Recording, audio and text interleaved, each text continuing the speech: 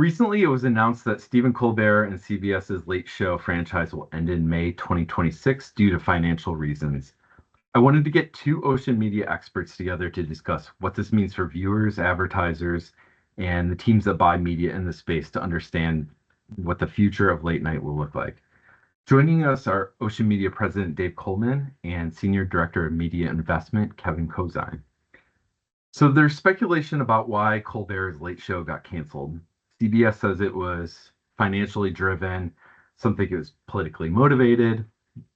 Dave, what really happened? I always believe Jon Stewart. If Jon Stewart says it was politically motivated, then of course it was. No, I don't know. It's mostly financial, but I think it'll be interesting to see, a year from now, do they actually replace the show? In which case, maybe there is a little bit more going on there, but it's probably more financial. What do you think, Kevin? I think if you want to get there, you can get there, but to your point, I also think that it really was a financial decision given the fact that, his audience has dropped 40% in the last 8 years, and the ad rates declining there. I mean, there are times that a 30-second in daytime is more valuable than a 30-second in Colbert, and Wow. with a much different production cost ratio. So Yeah. I sometimes a cigar is just a cigar. What role has late night TV traditionally played in the media mix for advertisers, and how has that shifted in recent years? Kevin, we'll start with you. Well, for our clients here at Ocean, at least in my experience, it hasn't been a huge part of the mix, and that's strictly due to performance. We're a performance-based agency, and we just haven't seen the response in late night. And when some of our advertisers have been there, it just hasn't performed. So that's been the driving factor as to why it's not a huge part of our media mix. I know that it's been a part of others, brand advertisers that I worked at previously. A lot of integrations were done, and it was a much bigger part of the mix, particularly attached to prime deals. Yeah, and for a long time, again, this is rewinding even further, but it was a way to reach younger audiences. SNL in particular was a good avenue for that. But like as you look at average age of TV as a whole, and then for late night, I think it's crept up and just gotten older and older and older. And as you think about trying to go find older audiences on TV, there's lots of places for that. You don't need late night in order to be able to target an older audience. So, what have been the causes of the demise of late night TV? Is it that temple events are more costly? Is it the decline of viewership due to cord cutting and preference to YouTube? Is it all of the above? Dave, what's your take? Yeah, it's all the above.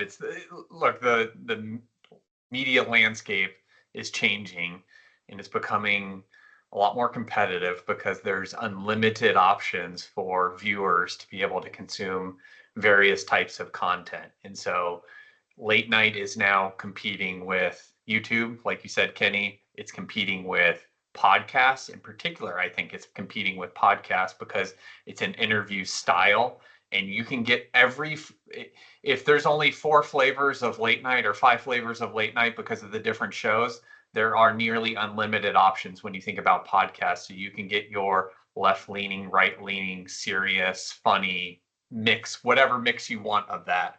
And I think that's something that's going to be inherently difficult for a late night show to compete with. Yeah, I think the consumption has just changed. If you look at it, back in the day, it used to be a place where Jennifer Lawrence is promoting a movie, and I can watch Jennifer Lawrence on Colbert. But now Jennifer Lawrence is going on Dax Shepard's podcast and all this and all this other stuff. So it's just it's not the appointment viewership that it used to be, and there are just so many more avenues to get that. I mean, if you look at, and the real crown jewel of the late night franchise has always been the monologue. Well, people are going to YouTube for those monologues. They're not watching them on broadcast anymore. And the ad revenue is then going to YouTube instead of CBS or NBC, wherever it may be. Or at least they're having to share that Right. that ad revenue at that point. But even like the last 5 years, that is where a lot of the viewership is coming from, is they're clipping up the show, Yeah. whether that be through the interview or the monologue or whatever, and like then parsing it out to YouTube to get clips out there and try to support the revenue from that perspective as well. Kevin, from a media buying perspective, how significant is the loss of late night inventory? Are we talking about major dollars being relocated, or has that spend already dwindled? I think it's probably a little bit of both. I mean, I think what we've seen is, yes, I mean, it's a loss, but there's also, there are places for it to go, and there are places people would rather it to go. I mean, with the consumption in sports over the years, in particular, or the flow of dollars to sports has just tripled, and I think that's because of that appointment viewing thing, right? Still the place where people will go and congregate in large numbers. So do I think it's sad? Yes. And I also think they'll replace it. There'll be somebody to fill that slot, whether it be CSI reruns on CBS or something else that's much cheaper to produce and therefore has a lower threshold for return. I think there'll be something there. Yeah, and I think it also might get reinvented. Like I see what Samsung is doing with David Letterman, and it's like, what they're doing is trying to reinvent the idea of what late night, or quote unquote late night, could look like from a video perspective. And so whether it's podcasts going to YouTube or streaming services coming up with similar types of shows, I think that there's going to be plenty of options in the future that are going to have late night type content. It's just not going to be the way that we've thought about it in the past. It'll look a little different. Yeah, kind of a bonus question here, and I don't know if many people have thought about it, but all of these major networks have a streaming platform. Is there, I don't know, can late night live on underneath these I guess big networks? Can NBC put it on Peacock at a smaller scale, or can CBS, if they chose to go on late night, would even putting late night on Paramount Plus make any sense? Sure. Short answer, yeah. I think if there's a way to do it, which there probably is, that would drive viewers and have a commensurate commensurate ad revenue spike from there. Sure, I think there's a way to make that work. Couldn't tell you exactly how, but I'm pretty sure there's a way to make that work, and they would if they could. Dave, late night has historically offered a brand safe, culturally reliant environment. Where can advertisers find some of that same tone and context today? Yeah, I mean, kind of like what we've been talking about. I think that there is a rise of more premium content, whether that be on YouTube in certain circumstances, whether that be on streaming services, or whether that be on podcasts. There's quite a bit more of that. And I think that late night also always pushed the boundaries at least a little bit on brand safe content. And I think that that's exactly what you're seeing with all the different flavors of podcasts that are out there. And now most of them are on YouTube, so you can watch them just like you would a late night show. But that tends to be a lot of where we're seeing the various content pop up. So, Kevin, where do we go from here? What does the future of late night programming look like? And I guess what will be in its place? What's going to be on CBS at night? Well, my money is on some form of late night version of what they used to call Crime Time Saturday, with reruns of their procedurals, which again would have a far lower cost threshold than late night. The Tonight Show is an institution. It's been around forever, and it's NBC, especially this year with their 100 years, is leaning into that legacy. So I don't see the Tonight Show going anywhere anytime soon. I think there'll always be some form of late night. What that looks like, it's hard to tell. But I think that this move by CBS is a little bit of a warning shot, and we'll see what that looks like. I think, like I said, just from a face-saving legacy perspective, NBC is going to want to hold on to that franchise as long as they can, because there's just so much history there. For me, it's a little sad to see the Late Show go. I remember when it started. I literally started 2 days before I started high school, dating myself a little. But. I got a hot take for you. I think maybe they put a podcast on there for late night. So an already established podcast that is in that environment that already has kind of video production, and they put it up there and give it a try. That makes sense to me. Does the end of late night TV signal broader shift in how advertisers think about appointment viewing, and how does that affect day part and audience strategies? Dave, what's your take?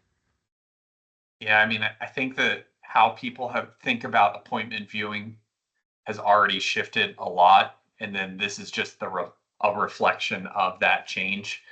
Outside of sports and maybe some news content, people just are wanting to watch things when they're ready to watch it in the environment that they're wanting to watch it on the right platform and on the right device. So from an advertiser perspective, that means you just need to have a strategy that's built around that's built to kind of reach your consumer, how they're watching how they want to be watching the content and where they want to be watching the content.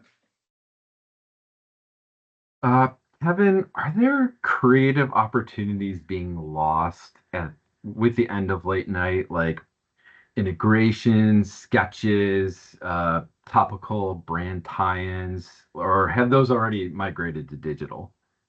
Yes and no. I think that a lot of that has migrated to digital. The late night monologue, like I said, the Tonight Show sort of being that crown jewel. I think that'll exist for as long as it can. But otherwise, yeah, like a lot of these things have shifted, and sketches I can find on YouTube or where else. I think Saturday Night Live isn't going anywhere anytime soon, and the sketch is always going to be a part of that. But just to the previous point too, I feel like appointment viewing outside of sports has changed so much. And just think about how we're in the upfront season now. The upfront used to be about the schedule and the time period, and that has very much changed over the years. And it's really it's more, upfronts are more about content as opposed to which night we're going to put stuff on, or which day part this makes the most sense for. So that's such a good point, Kevin. Yeah. Like, just thinking about the upfront presentations from 5 years ago, where they would always walk you through every night in the schedule of this is what we have. Yeah. And you go to fast forward to this year's upfront, and it's just content. Right. Really not really talking too much about when it's going to run. And it's a major shift. Right, because the appointment viewing, like the short answer is we don't have to make an appointment anymore. I can do it when I feel like it. Yep. Could social first formats like YouTube, TikTok fully replace the utility late night once offered advertisers in terms of reach, tone, and audience connection, or has that already happened? Yeah, it's different though, because I think that those formats in particular, the two that you mentioned, are just more geared towards snackable content, which, yes, that late night has like chopped up their content so that it is a lot more based around, bite-sized portions that they'll feed out to those platforms.